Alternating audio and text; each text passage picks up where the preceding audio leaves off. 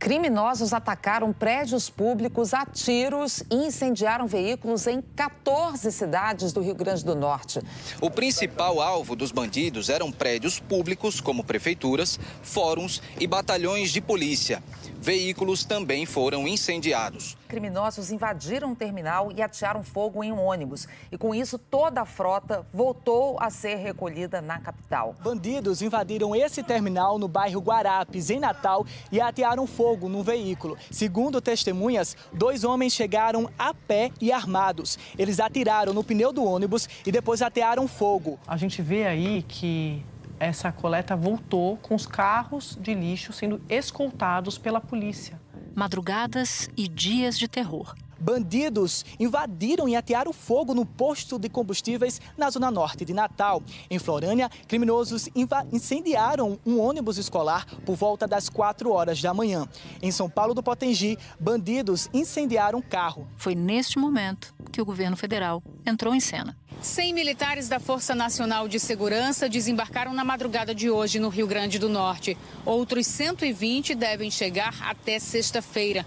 O ministro da Justiça, Flávio Dino, afirmou que o governo federal pode enviar mais reforços se necessário. E com fortes indícios de que o comando para o caos nas cidades saiu dos próprios presídios. Como a própria Secretaria de Segurança daqui do estado admite que ordens para os ataques estão partindo dos presídios. O estado sofre uma onda de ataques criminosos e, segundo as autoridades, a ordem veio de dentro dos presídios. Um cenário que se repete pelo país. No Ceará, os ataques criminosos chegaram ao 9º dia. Já são mais de 100 ataques em 27 cidades. A polícia deteve 130 suspeitos. Aí transferiu também um homem que estava preso em Pernambuco para um presídio de segurança máxima no Rio Grande do Norte.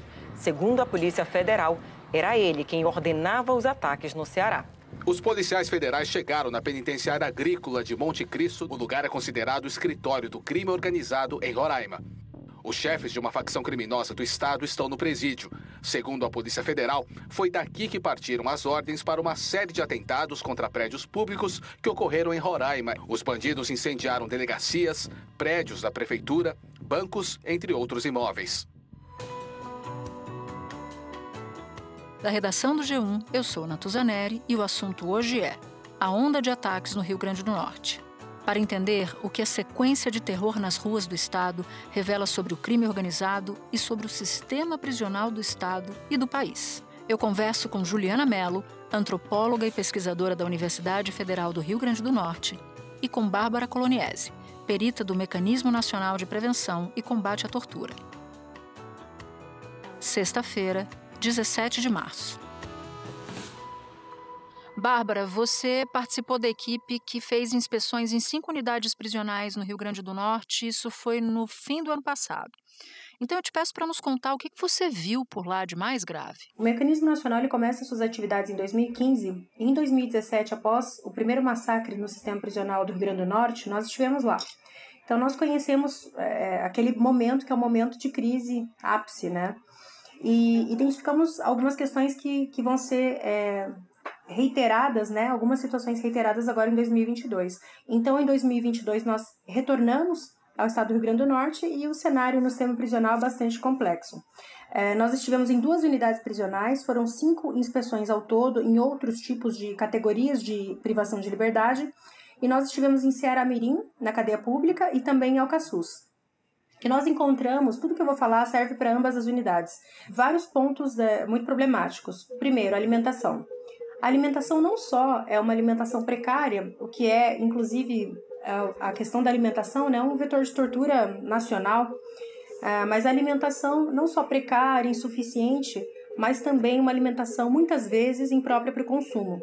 Nós fizemos, né, inspeção em loco e muitas dessas alimentações elas vêm mal acondicionadas, elas chegam destampadas, derramadas, contaminadas, e aquele recipiente em que elas são transportadas, que é um isopor aberto, uma caixa de isopor aberta, ela não consegue de fato acondicionar de forma adequada essa alimentação, então muitas chegam já estragadas e azedas. Quando eu me aproximei dessa caixa para pegar aleatoriamente uma dessas marmitas e fazer pesagem e tudo mais, o cheiro era muito forte, mesmo com a máscara muito potente, né, em relação à prevenção ao Covid, o cheiro do azedo do estragado, ele causava náuseas, assim, era muito, muito forte mesmo. Presos e visitantes denunciaram que são comuns refeições estragadas com mau cheiro. As inspeções dos promotores flagraram marmitas do jantar servidas no meio da tarde do dia seguinte. Já foram encontradas larvas, moscas e lesmas nas marmitas, pouca proteína, carne de baixa qualidade. Verificamos grandes problemas em relação à assistência à saúde. Muitas pessoas pedindo socorro, literalmente, assim, atendimentos de saúde variados, odontológicos. E aí você percebe que não existe na SEAP, né, Secretaria de Administração Prisional, não existe as carreiras, né, para a equipe técnica de saúde. Então, o vínculo desses profissionais é um vínculo muito frágil. Eles têm alguns convênios com a Secretaria de Saúde, por exemplo, então não tem um profissional que está ali sistematicamente, que vai conhecer, né, os pacientes e poder fazer um tratamento continuado. Muitas pessoas com tuberculose, inclusive durante as entrevistas conosco, estavam escarrando sangue enquanto conversavam com a gente. Isso foi algo bastante alarmante, né, uma situação bastante difícil. Muitas pessoas com vários tipos de dermatite e também vários outros tipos de problema, questões odontológicas também, enfim. E para agravar, os profissionais de saúde, eles não vão até os internos. Quem faz a triagem são os policiais penais. Então, quando o policial penal fica com essa incumbência, primeiro, existe uma subjetividade enorme e muitos deles, né, dos internos relataram, eles só atendem os pedidos de pessoas que eles têm uma proximidade ou que têm algum tipo de relação mais tranquila, mas com alguns que possa haver algum problema, a pessoa que às vezes reclama, pede, enfim, essas pessoas não são atendidas. Muitas denúncias de meses de pessoas pedindo por vários tipos de atendimento médico. Também a questão da insalubridade. As celas todas superlotadas e a insalubridade, ela tem duas vertentes que a gente precisa ficar atentos, né? Ela tem uma vertente que o Estado não fornece kits de higiene e de limpeza. Então, esse é um ônus da família. A família fica na obrigação de levar isso para as pessoas que estão custodiadas. Quem não tem família fica sem nada. Aí, somado a isso, a cela superlotada, você não tem uma assistência material adequada. O acesso à água são 3 vezes ao dia, de 20 a 30 minutos. Celas com 30, 40 pessoas, 30 minutos por dia, 3 vezes, você tem que beber essa água, você tem que lavar a cela, você tem que fazer sua higiene, tomar banho, enfim. Então, a pessoa tem que escolher, na verdade, qual uso ela vai dar para a água, qual a prioridade daquela pessoa. Bom, e para fechar, o que a gente percebeu de instalação muito forte nesse sistema prisional é a doutrina FTIP. FTIP é a Força-Tarefa de Intervenção Penitenciária, né? Que ela é um braço da Força Nacional para atuar, né, em momentos de crise em sistemas prisionais. E ela doutrinou muito bem, após sua passagem em 2017, os servidores. Ela tem duas questões que fazem parte da sua doutrina, né? Uma é o tipo de lesão que ela produz nas pessoas e também eles utilizam o procedimento, que consiste, quando os policiais penais dão o comando de voz de procedimento, as pessoas têm que parar tudo que estão fazendo imediatamente e se colocarem nessa posição. Elas vão para o chão, ficam sentadas enfileiradas e entrelaçam as mãos na cabeça e ficam dessa forma. Isso pode acontecer numa quadra quente, isso pode acontecer dentro da cela, não pode ter nenhum ruído, barulho, movimento, nada. Senão, acontece, né, uma retaliação a esse movimento, esse barulho que é o emprego, né, exacerbado de uso de spray de pimenta, munição de elastômero, enfim, e a gente tem uma infinidade de provas em relação a isso, né? Bom, você citava o massacre de 2017 em Alcaçuz. E de lá para cá, houve investimentos bastante expressivos, em alguns casos, na área de infraestrutura. No entanto, pelo que você nos conta, a situação dos presídios não mudou. Então, eu te pergunto, quais as autoridades não estão agindo devidamente ou as políticas públicas prisionais estão erradas? Onde é que está o problema aí nessa história? Tem vários problemas.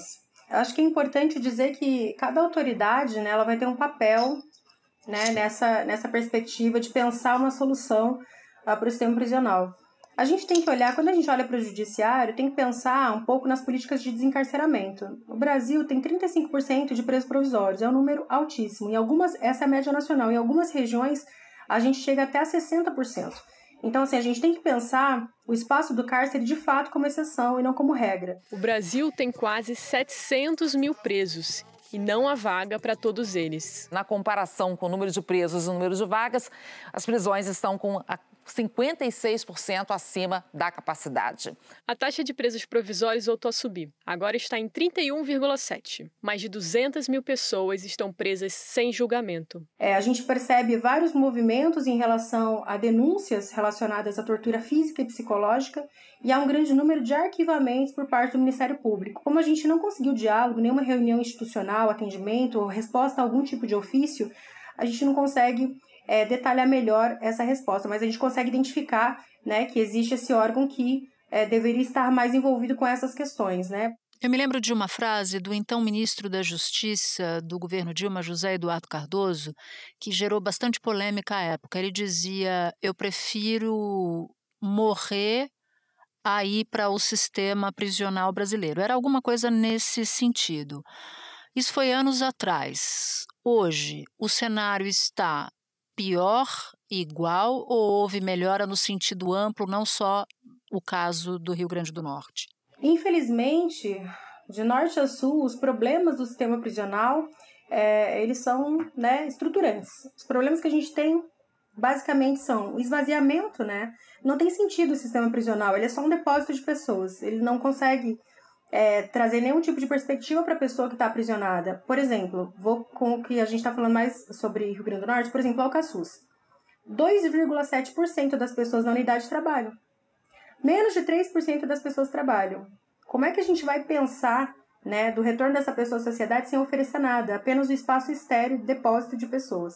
Então, assim, a gente não tem, de fato, o que está previsto na LEP, né? A gente não tem basicamente nada. Eu digo que todas as unidades prisionais do Brasil, elas são ilegais, porque elas estão completamente em desacordo com a lei de execução penal. E eu acho que o STF foi brilhante quando diz que o sistema prisional brasileiro é o estado de coisas inconstitucional. Eu acho que essa é a melhor definição. Bárbara, muito obrigada pelas suas explicações. Volte sempre aqui ao assunto. Muito obrigada a vocês, um abraço.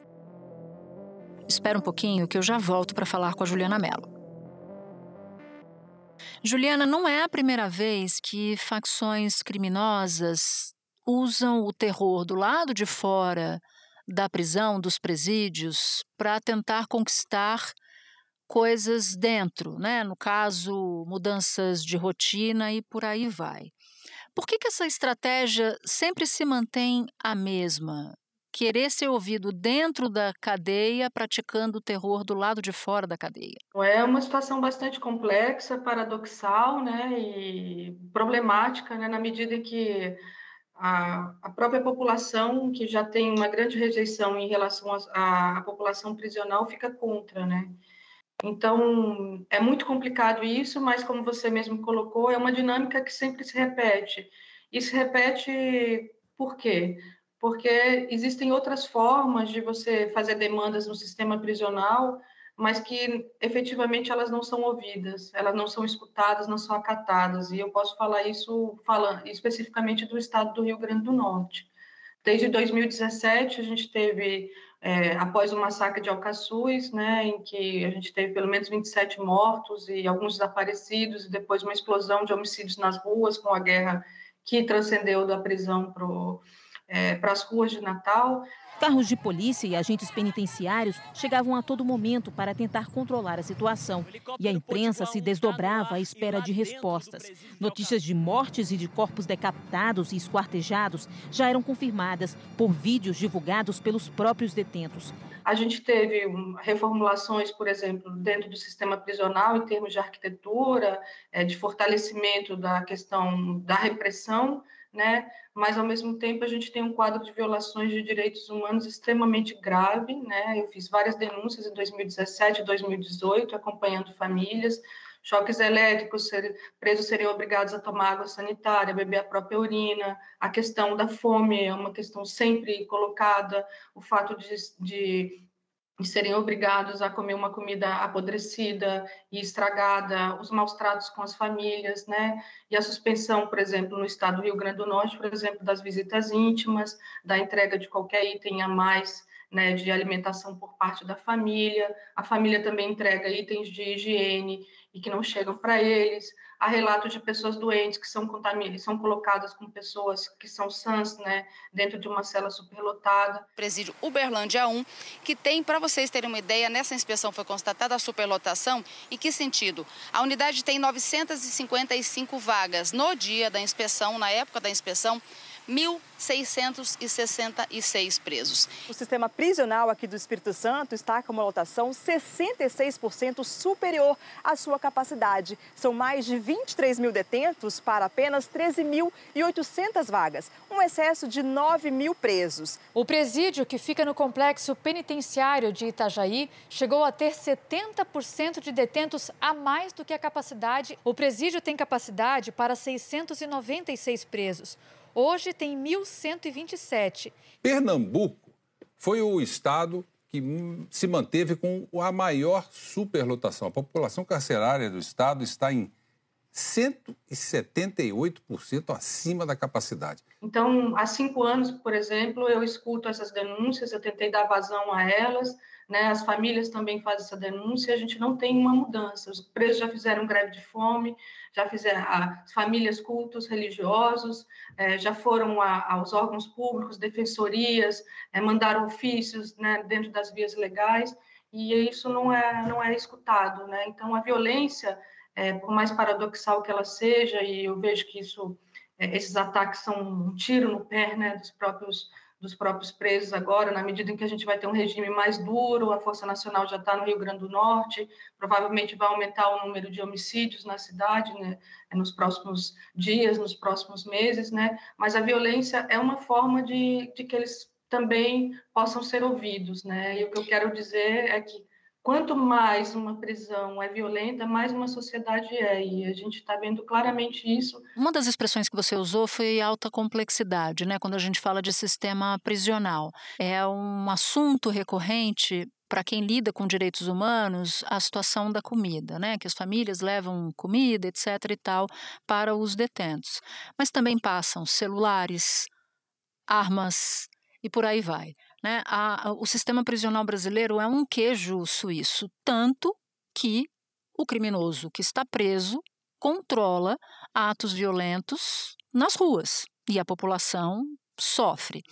Qual é o desafio de contemplar uma necessidade de segurança fora dos presídios sem infringir políticas de direitos humanos ou diretrizes dos direitos humanos dentro dessas unidades? Os familiares, eles sempre são acusados de serem aqueles que passam drogas, armas, celulares para dentro dos presídios. Eu não estou negando, existem situações de muita vulnerabilidade, muitas mulheres, por exemplo, presas como mulas e levando droga. A gente tem toda essa questão, né? Mas, ao mesmo tempo, em várias unidades prisionais, você tem acesso a alguma fruta. Isso é mais difícil para um agente penal ele controlar, mas é possível. Isso gera um apaziguamento também dentro do sistema prisional, né? E eu acho que quanto mais digno o sistema prisional, é melhor para a sociedade como um todo, né? E existem outras possibilidades que não sejam só a repressão. Mas tem corrupção dentro dos presídios, né? Às vezes os próprios agentes que guardam ali.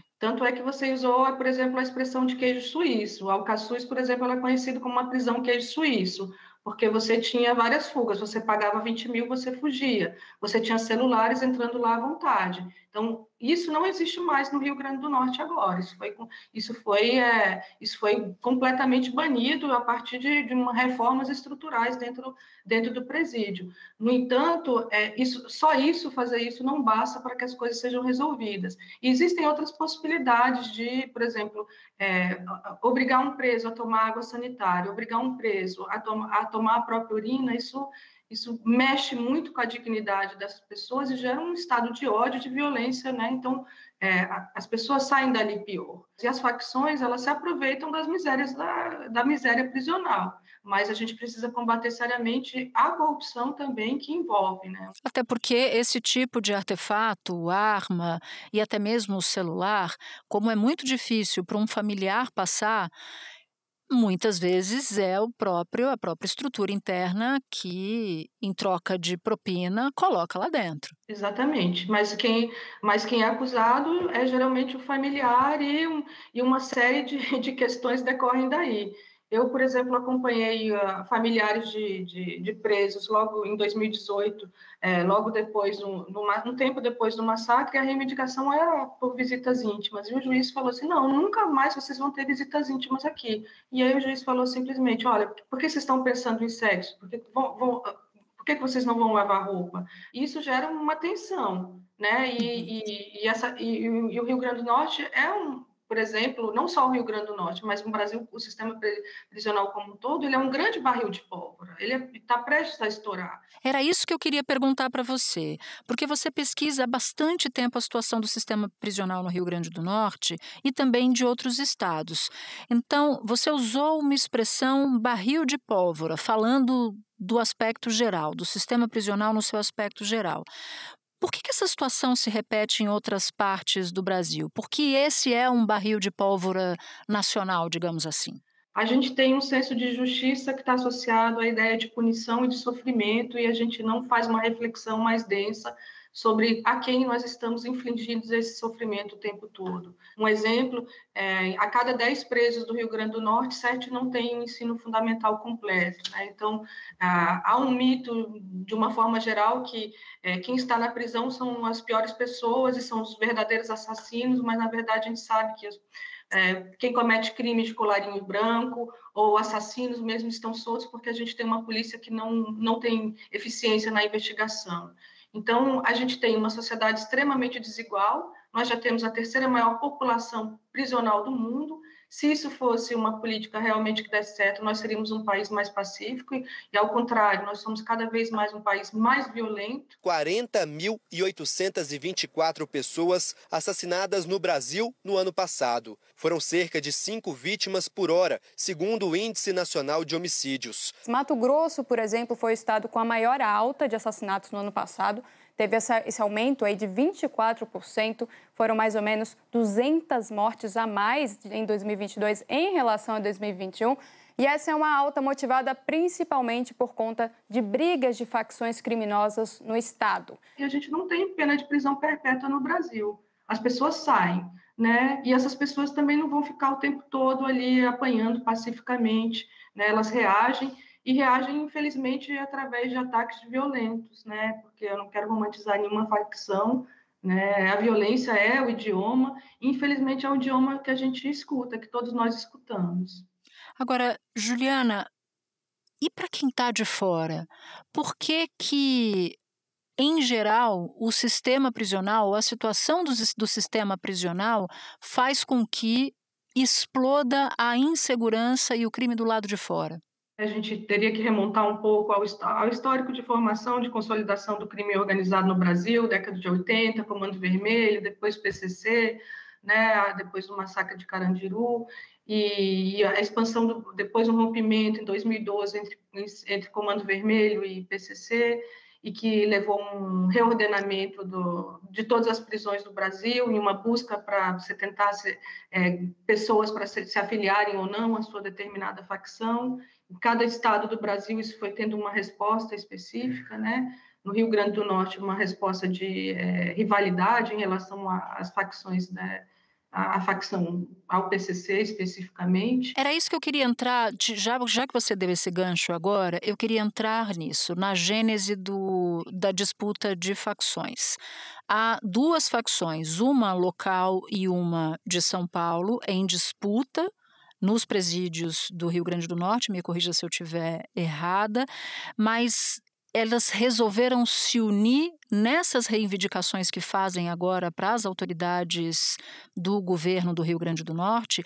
O que deflagrou essa onda de violência fora dos presídios e essas reivindicações? O PCC, nesse movimento de expansão, ele chega no Rio Grande do Norte mais ou menos em 2002, mas ele chega bem discreto, né, tentando relações de aliança com o crime local, que era muito desorganizado, que era marcado por brigas de uma rua com outra. O PCC ele chega, ele começa a batizar irmãos, mas ele cobra essa mensalidade, que é considerada muito cara para o Rio Grande do Norte, e ao mesmo tempo estabelece que toda ação, por exemplo, em relação a determinados crimes, teria que ser decidido em São Paulo. E aí acontece um assassinato de uma pessoa considerada, entre aspas, no crime local. Isso gera uma situação de rivalidade. Então, quem era do PCC rompe, rasga a camisa e se transforma. E aí você tem a origem em 2012, 2013 do Sindicato do Crime, que é uma facção que vai ser justamente oposta ao PCC, né? Vai marcar uma relação de rivalidade. E o auge dessa rivalidade está justamente no massacre de Alcaçuz. E agora o que está colocando é justamente os salves, né? As mensagens que estão sendo passadas no Rio Grande do Norte, é de que para que se esqueça essa rivalidade, para que se esqueça esse desejo de vingança, para que todos se unam em prol de melhorias, né, no sistema prisional. Criminosos assaltaram um supermercado e tentaram incendiar o lugar. O dono do comércio tentou impedir. Ele foi baleado e morreu no hospital. Em Areia Branca, 2 ônibus foram incendiados pela manhã. Em Nova Cruz, um bandido botou fogo em um micro-ônibus de uma autoescola. 2 criminosos jogaram coquetel molotov em um carro do Detran, de Currais Novos. E na região metropolitana, bandidos incendiaram 2 veículos da Companhia de Energia Elétrica do Estado. Em João Câmara, a 70 quilômetros de Natal, bandidos incendiaram um ônibus particular.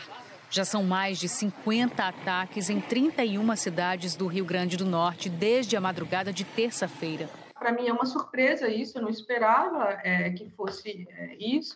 Não, a gente não pode falar definitivamente se isso é temporário, mas o fato é que, a princípio, eles de fato estão, pelo menos, unidos nessas ações, né? E, Juliana, se houver, de fato, uma união dessas 2 facções, se ela não for uma união temporária, restrita a reivindicações para dentro do sistema prisional, e você mesma diz que se essa união de fato prevalecer, vai reconfigurar completamente o crime no Estado, se essa união for permanente, que tipo de desafio governantes locais terão e que tipo de vulnerabilidade maior ou menor na sua avaliação terá a população do Rio Grande do Norte?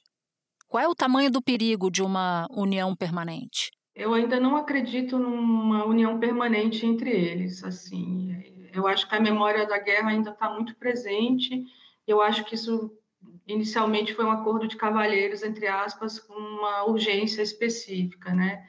Mas eu não me preocupo muito com a união entre o PCC e o Sindicato do Crime de uma forma mais enfática, né? Porque a gente já tem essa situação em vários estados, né? Vários estados, por exemplo, eles já aderiram ao PCC e isso só concretizaria um processo de expansão maior ainda pelo Brasil, né? Como se almeja, né? Com controle de rotas, de comercialização, de produção de drogas, né? E o litoral é uma parte importante, assim como o norte do Brasil. E pensando nas possíveis soluções para a crise imediata no Rio Grande do Norte, o governo federal já anunciou o envio da Força Nacional e a criação de uma força-tarefa para a intervenção nos presídios.